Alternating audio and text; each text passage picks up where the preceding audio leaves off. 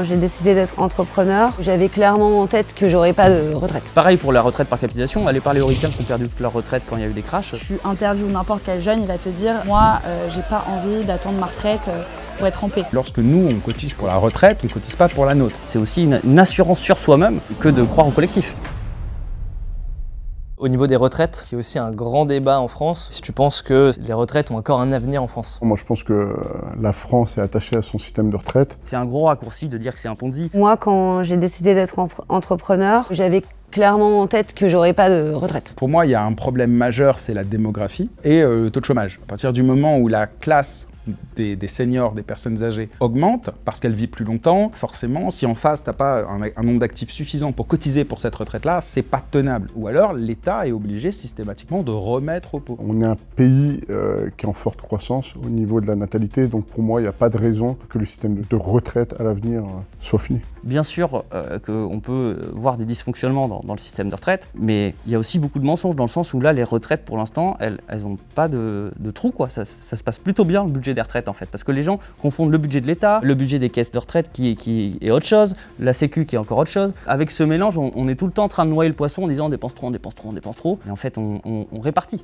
C'est différent. Quand on paie ce qu'on appelle charge, mais qui n'est pas une charge, qui est en réalité une cotisation. C'est-à-dire qu'on cotise pour les autres à l'instant T, qui sera pour soi-même plus tard. Parce que ce qu'il faut comprendre, c'est lorsque nous, on cotise pour la retraite, on ne cotise pas pour la nôtre. Ça, j'espère que c'est clair pour tout le monde, ça ne l'est pas pour tous. On cotise pour ceux qui sont en retraite aujourd'hui. Donc là, tu as un déséquilibre entre les actifs et les inactifs qui est très compliqué. Ça fait que depuis même pas un an que je suis salariée de ma propre entreprise et que je cotise. Donc je savais que de toute façon, ça serait sur l'héritage de ma famille avec un peu de chance si je ne le dilapide pas, ou sur des placements financiers. Et ça a été un de mes moteurs peut-être quand j'ai investi dans Bitcoin. Un jeune de 25 ans aujourd'hui, et en tout cas avec les nouvelles générations qui arrivent, où on tend vers l'indépendance, où on tend vers tu vois, beaucoup plus de bien-être mental, équilibre aussi, travail, vie perso. Potentiellement aussi avec l'arrivée de l'IA, selon moi, on arrivera à un moment donné, potentiellement, à un système de revenu universel. C'est un modèle vers lequel on peut tendre, donc déjà les retraites,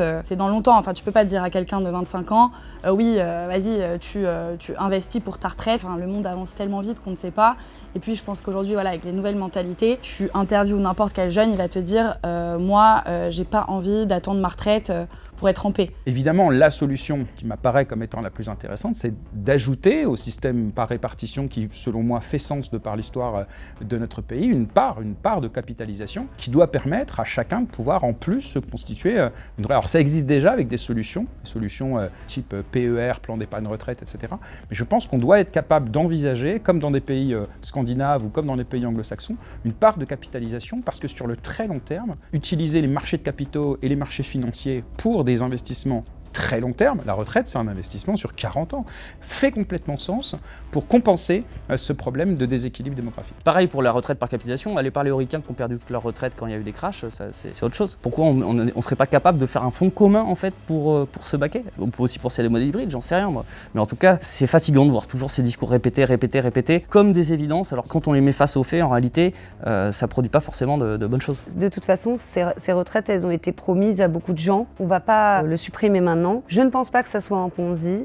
Je pense qu'on peut le réformer, le faire plus intelligemment, qu'on devrait regarder du côté de la pénibilité des métiers, que les personnes qui peuvent placer de l'argent toute leur vie de côté puissent peut-être avoir des avantages et du coup ne pas toucher cette retraite. Pour moi, il y a des deals par type de métier.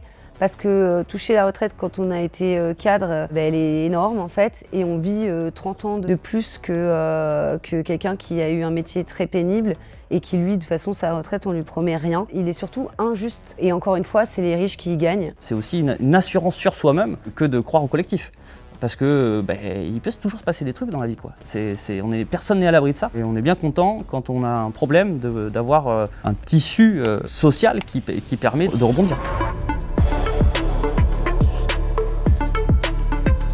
Si le Bitcoin avait un drapeau, il ressemblerait à quoi? Waouh. Ah ouais, c'est hardcore. Hein. Un truc du style, quoi, genre une... Ça me fait penser un peu à la liberté. L'idée de la décentralisation, c'est de faire en sorte que les rapports de force ils soient fondés sur une monnaie décentralisée. Pour moi, ce serait le signe du qui représenterait mon système solaire. Pour l'instant, il n'y a que 2 planètes réelles. Le reste, c'est que de la poussière qui est en train de se former ou pas, en quelque sorte.